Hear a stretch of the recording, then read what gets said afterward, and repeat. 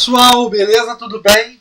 Tudo jóia com vocês? Voltamos aí para mais uma aula nossa aí do nosso CHC, o nosso curso de História completo para concursos vestibulares e também pré-militar.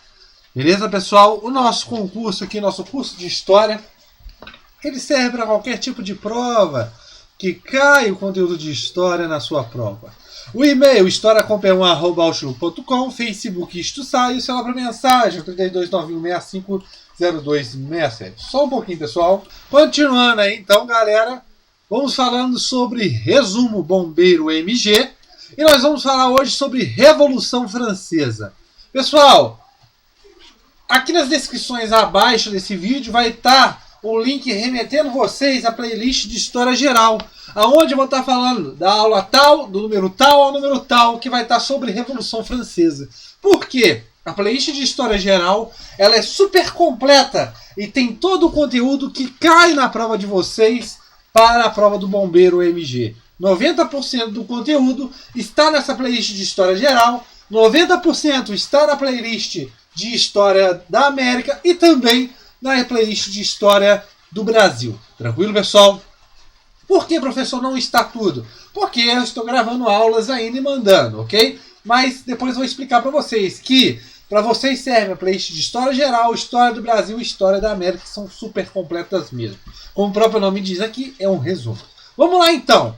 A Revolução Francesa do século XVIII. Nós temos que observar que a Revolução Francesa é um marco dentro da historiografia da passagem da chamada Idade Moderna para a chamada Idade Contemporânea. Tranquilo, pessoal? É um marco a partir de 1789, marco aí da Revolução Francesa. Mas o que nós temos que entender da Revolução Francesa? É uma revolução muito importante para esse período? Sim. É uma revolução, por quê? É uma revolução que nós estamos observando aqui desde lá da Revolução Industrial. E nós não falamos da Revolução Inglesa, porque aqui o próprio nome diz, é um resumo, são os principais temas. Então assista a nossa playlist de História Geral, que lá tem um segmento muito completo sobre todo esse conteúdo. É uma das revoluções chamadas Revoluções Burguesas. E já falei para vocês que revoluções burguesas derrubam absolutismo, derrubam o chamado antigo regime. O que é esse antigo regime? É o absolutismo. É aquele processo que nós temos no final da Idade Média, na chamada Idade Moderna, onde nós temos o quê? O início do capitalismo, a formação dos estados nacionais, a formação do absolutismo, a formação do Império Português, da centralização portuguesa, da centralização espanhola, da política econômica adotada por esses monarcas, que são o quê? O mercantilismo, né? Então nós observamos que todo esse período do absolutismo, ou também chamado de antigo regime, vai cair por terra através do quê? Das revoluções burguesas. E essas revoluções burguesas têm caráteres liberais, têm caráter imbuído com ideias iluministas. Como o próprio nome diz, que nós já falamos sobre o iluminismo. O iluminismo critica o antigo regime. Ele vai criticar a sociedade, vai criticar a política e vai criticar a parte econômica e também cultural. Tranquilo? Então é uma cisão forte dentro do chamado antigo regime. Ou seja, revoluções burguesas derrubam absolutismo. Nada mais, nada menos que a Revolução Francesa, ela vai derrubar o quê? A monarquia de Luís XVI, o absolutismo francês. Tranquilo, pessoal? Mas o que nós temos que entender dentro desse contexto de Revolução Francesa? Além de ser um movimento europeu, um movimento que derruba o absolutismo francês, ela também vai influenciar outros movimentos fora da Europa. Nada mais, nada menos, que nós vamos estudar dentro, de forma resumida, da parte de História do Brasil, a Inconfidência Mineira, que tem grandes ligações com a Revolução Francesa, com o Iluminismo e tudo que vai criticar esse antigo regime. Tranquilo, pessoal? Continuando, a França nesse período. A França, pessoal, antes da Revolução Francesa, é uma França agrária, é uma França onde que a maioria da população vive no campo, e ainda mais, ainda menos, dentro do período da Idade Moderna, ainda nós temos resquícios, pontos de feudalismo dentro da França. Como, por exemplo, tributos cobrados. Tranquilo, pessoal? Então, nós observamos uma França ainda com pés no sistema feudal, aí mais especificamente na vez de tributos, de impostos, e ainda mais, uma população muito concentrada no campo, e uma economia muito agrária. E nós temos que entender uma coisa aqui primeiramente. Luís XVI é o monarca que vai cair pela Revolução Francesa, que vai ter sua cabeça cortada, mas só que nós não devemos pôr unicamente as culpas em Luís XVI. Isso vem lá desde Luís XIV, Luís XV, com investimentos, com gastos, com guerras, com a construção de Versalhes. Luís XVI é um monarca que não nasce dentro de Paris. Ele nasce fora. Ele nasce no Palácio de Versalhes, com seus tantos e tantos quartos, né? Na curiosidade do Palácio de Versalhes, seus tantos e tantos jardins. Então, ele mora num palácio que ele é fora da capital, por exemplo, da grande cidade, Paris. Ele está fora dos acontecimentos sociais que estão acontecendo na França. E ele ainda está ligado por burocratas, por uma nobreza que não quer deixar ele saber as coisas. Não quer deixar Luís XVI tomar parte de seus ideais. É uma nobreza que ainda controla a França. Tranquilo, pessoal? Mas não podemos deixar de lado as culpas de Luís XVI. Tranquilo, pessoal? Mas a França, nesse momento, ela é dividida em estamentos. E esse estamento é o primeiro, o segundo e o terceiro estado. O primeiro estado, nós temos quem? O clero e a nobreza. O segundo, né? O clero, aí nesse caso, o alto e o baixo clero. A nobreza, tanto a nobreza togada. E o terceiro estado, que é o povo e também a burguesia. Lembrando que o primeiro e segundo estado, eles são isentos de impostos.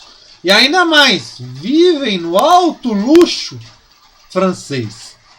E quem arca com todo esse luxo, com toda a burocracia, com toda a máquina estatal francesa, é o terceiro estado, que arca sozinho. E dentro desse terceiro estado, nós temos o povo, o trabalhador, nós temos a alta, a média e a baixa burguesia.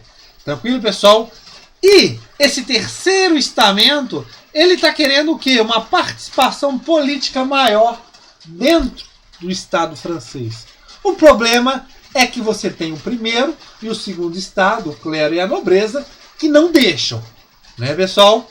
Aí o que nós temos nesse momento? Ideias iluministas. Ideias iluministas que vão começar a ser discutidas, que vão começar a ser debatidas, e nesse momento formando locais que vão discutir esse iluminismo e criticar o absolutismo francês. Esse absolutismo, essa política monárquica que é centralista, que não deixa nada passar, que tudo é na mão do rei, não tem discussão, é uma nobreza que é muito gastosa, gasta muito, né? Uma política econômica, um mercantilismo que dá uma ideia a ideia de centralizar o Estado que comanda. Então, há problemas dentro desse absolutismo que é comentado, que é discutido por esse pessoal. Esses pessoais são os iluministas. Tranquilo, pessoal?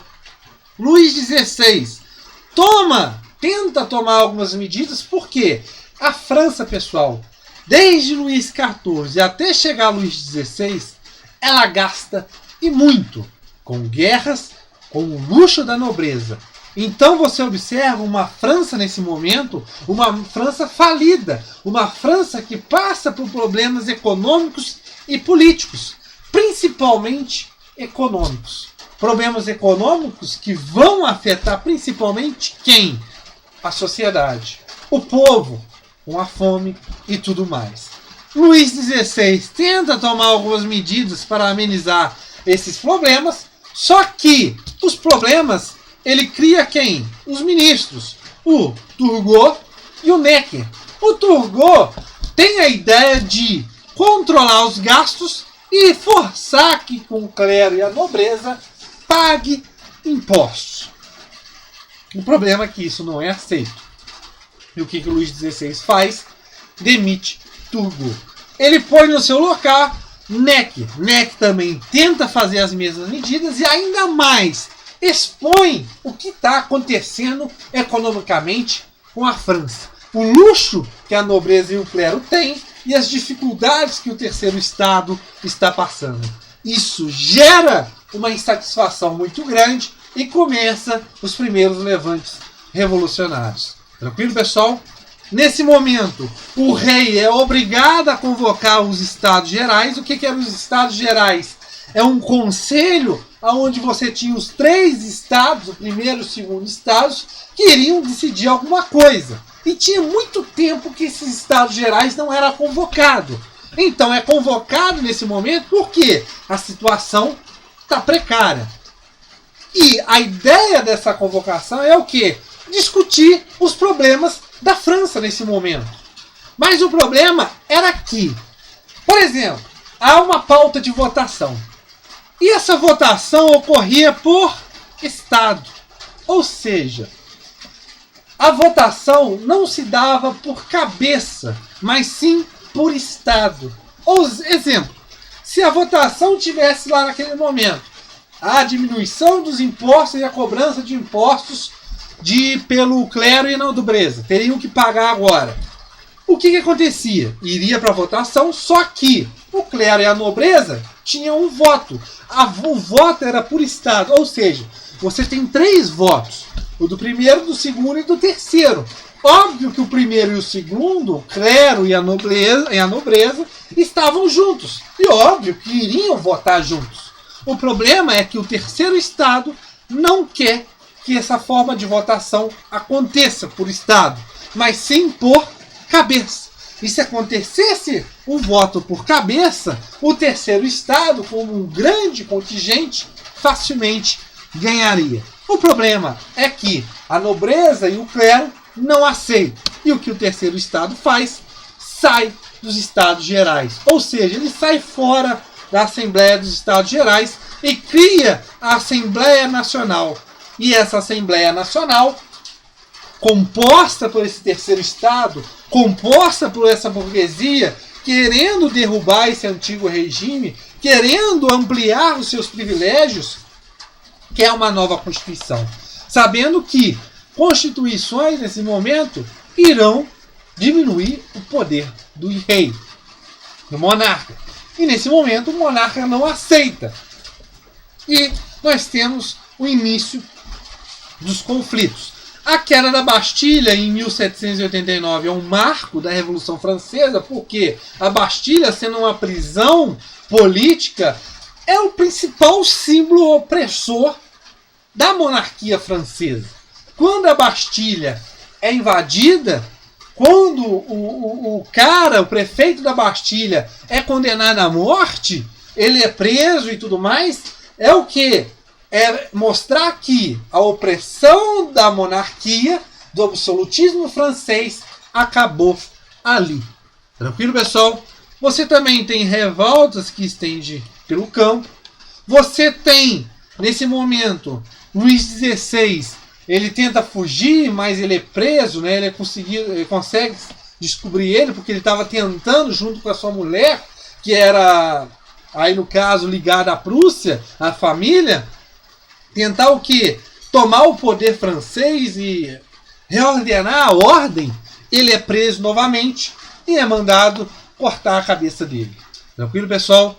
É nesse momento também que nós temos a criação em 26 de agosto é aprovada a Declaração dos Direitos Humanos, né? Com aquela ideia da liberdade, igualdade, fraternidade, né? Você também tem importante a Constituição Civil do Clero, que é uma forma de que os bens da igreja seriam confiscados e os padres, o clero, seria o quê? Uma instituição ligada ao Estado. Então, ou seja, uma diminuição dos privilégios do clero. Tranquilo, pessoal? Dentro desse contexto revolucionário, pessoal, nós temos 3, vamos dizer, pensamentos diferentes surgindo, partidos, entre aspas, os girondinos, os jacobinos e o pessoal da planície, mas principalmente os girondinos e jacobinos. Os girondinos, que é a parte aí da mais alta burguesia, aquele pessoal que é menos radical, mais conservador e tudo mais. Já os jacobinos não, os jacobinos são aqueles a baixa burguesia, aqueles que querem não, são os radicais. Destaque aí para o Robespierre, né?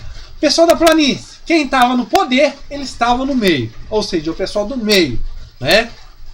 Então, pessoal, nesse primeiro momento da Revolução Francesa, nós temos os jacobinos entrando no poder. Os jacobinos vão entrar no poder, principalmente com o Robespierre. É a chamada Era do Terror, é a era da perseguição. Vão perseguir girondinos, vão perseguir a nobreza, vão perseguir um monte de gente. Vai ser a Era do Terror. Por quê? Várias pessoas vão perder a cabeça. É nesse momento que a guilhotina vai funcionar a todo vapor. O problema é que os jacobinos saem do poder e entram os girondinos. Esses girondinos, uma burguesia, essa burguesia começa a tomar medidas, só que as medidas tomadas não conseguem tirar ainda a França dos problemas. A França, pessoal, vai começar a solucionar seus problemas a partir de um general que começa a ganhar grande prestígio dentro do exército, que através de um golpe, o golpe chamado 18 Brumário, vai entrar no poder. E vai começar uma nova era na França, a chamada Era Napoleônica. Exatamente isso. Nós estamos falando de Napoleão Bonaparte.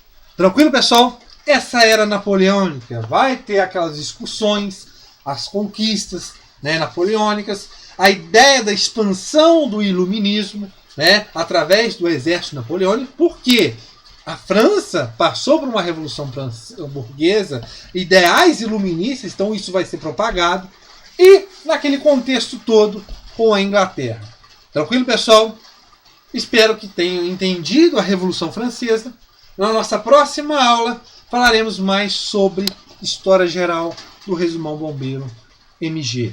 Lembrando, para se inscrever no nosso canal, o Ist Sattler, você indo lá em playlists, você entrando nas playlists, você tem todas essas playlists, que são pastas com videoaulas, que servem para você. São os benefícios que nós temos para você.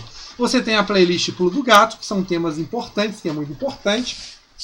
E você tem essas 3, que são a playlist de História da América, História Geral e História do Brasil, que são super completas mesmo. O próprio nome diz aqui, é um resumo, são os principais temas. Você quer estudar muito mesmo para bombeiro e saber muito sobre história, tá tudo lá sobre história que cai, tá nessas 3 playlists, são super completas mesmo. Lembrando que aqui nas descrições abaixo vai ter o link que vai remeter vocês para a playlist de História Geral, falando sobre as aulas de Revolução Francesa que vocês devem assistir e são super completas mesmo. Todos os outros conteúdos que estão nesse edital e nós falamos aqui, tá nessa playlist de História Geral. Beleza, pessoal? Na nossa próxima aula voltaremos. Então, lembrando, para você do Resumão Bombeiro, serve para você a playlist de Pulo do Gato, a de História da América, História Geral e História do Brasil. Essas 4 playlists para vocês são fundamentais. Beleza, pessoal? Um abraço aí e valeu e bons estudos.